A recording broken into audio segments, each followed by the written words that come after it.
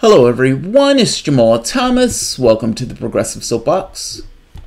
Let me check my sound. Guys, this one is going to be relatively fast. I'm probably not going to hang around too much for this one, but I do have a few more that I need to do tonight, in addition to a few guests. It's going to be somewhat of a late night. I have a guest at 5, 7, and 9.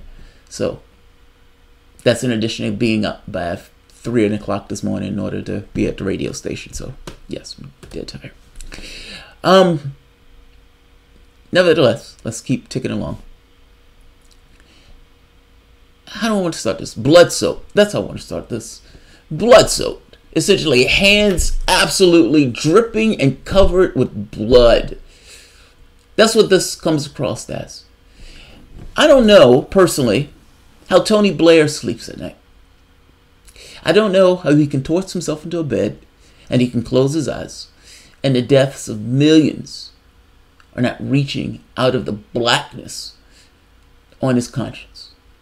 I don't know how he does it. I don't know what trick or what contortion of mind that he uses to evade all of those millions as they come to reap their vengeance in the nighttime.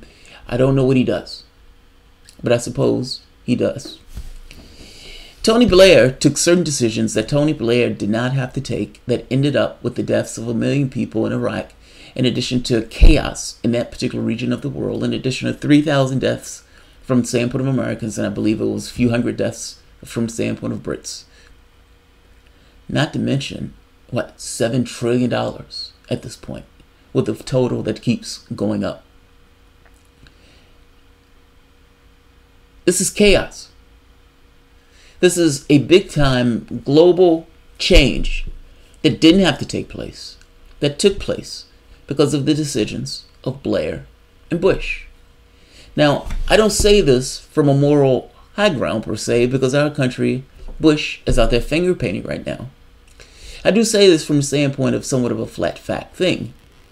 They took decisions that wiped off 1 million people from the planet.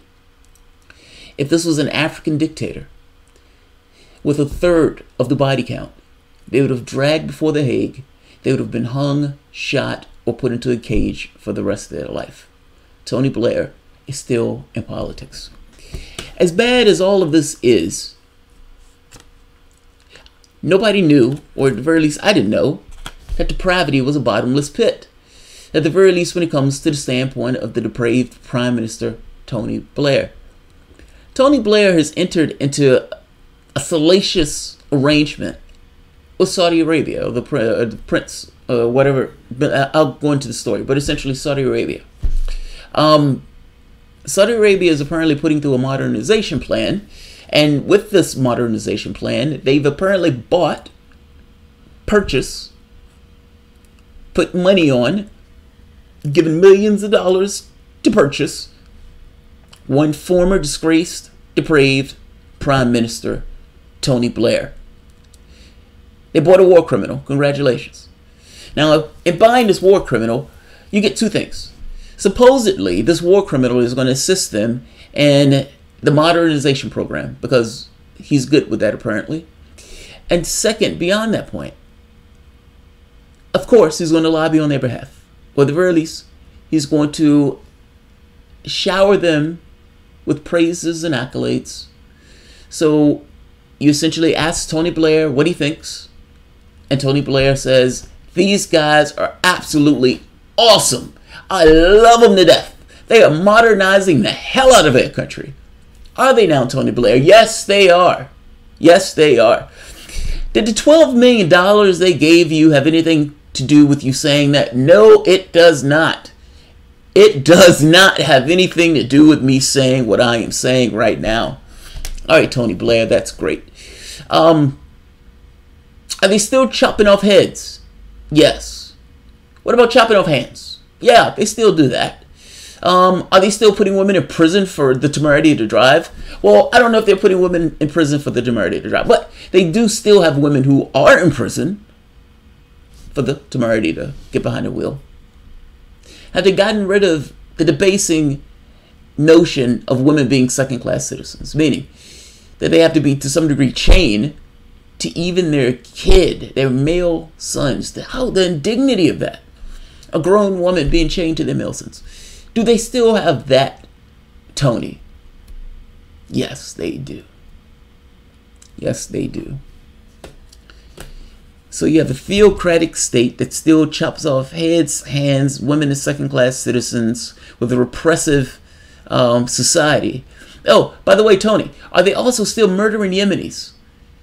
Are they still murdering Yemenis? Are they still murdering babies and so forth? Yeah, they are. Were they weaponizing cholera? Yes, they are. What about weaponizing starvation? Yes, all of those things. And Tony Blair is going to go out there and he's going to be their cheerleader because Tony Blair has been paid $12 million. Again, depravity is apparently a bottomless pit. What's in the service of Tony Blair?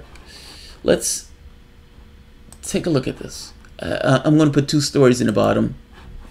One is RT, but there's a specific part on RT that I want to read because it trips me out because it's going to make my point. All right, right here. So former UK Prime Minister Tony Blair's Institute for Global Change has reportedly received a multi-million-dollar payments from Saudi Arabian government for his role in advising the kingdom on its ambitious modernization plan.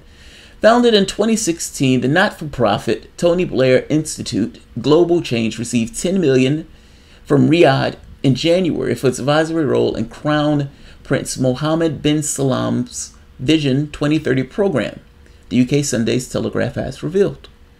Geared at restructuring and invigorating Saudi economy, the program looks to reduce Saudi reliance on oil revenues after a worldwide drop in oil prices in 2016 caused a shock in the kingdom amid never-before-seen austerity measures. The Telegraph investigation says Blair Institute received the payments from Media Investment Limited, a subsidiary of the publisher's Saudi Research and Marketing Group, registered in the island jurisdiction of Guernsey, which was listed by the EU as a tax haven in 2015. Looks like they were going through all sorts of contortions in the way that money was being maneuvered. That's awesome. Until recently, SRMG was chaired by the Prince Badr bin Abdullah bin Mohammed Al Fahran. Man, that seems like they're overcompensating. Who left the position upon becoming Saudi Arabia's first culture minister in June. Sources quoted in the paper added that the total funding provided for the Saudi Arabia to Blair's outfit currently exceeds $12 million. So right here, I love this part. The Tony Blair Institute is providing glowing reviews of the King in Waiting, praising bin Salman as having demonstrated a level of conviction, clarity, coherence, and identifying and understanding the nature of Islamist extremism by Western policymakers should seek to learn from. And I'm not saying that because you gave me $12 million. I'm not saying that because of that at all. I'm saying it because I mean it. Addressing the audience at September's Future Investment Initiative conference in Riyadh, Blair himself hailed the modernization plan as the most important and most exciting thing that has ever happened in the region in the last few years. Responding to the Telegraph's queries, Tony Blair Institute spokesman acknowledged that the Institute has received a donation from MIL for the not-for-profit work of the institution, which was intended to support the Institute's declared mission for the Middle East, that is, to increase stability and understanding. Mr. Blair's office maintained that it was under no duty to disclose the identity of its donors. That's great. So the Blair Institute has got a ton of money from Saudi Arabia, from its prince. And when asked, I love this. God, I love this. The Tony Blair Institute has providing glowing reviews to the people who gave him $12 million. I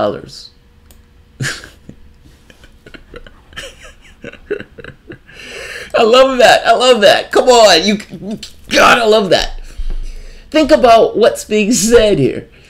Here's $12 million. What do you think about what's going on with Saudi Arabia, Tony Blair? I think these guys are doing amazing work.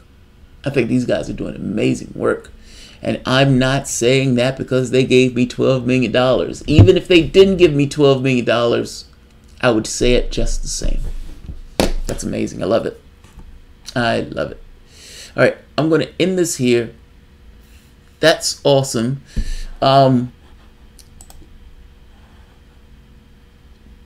Yeah, I'm going to end this here. Oh God, they're fighting again.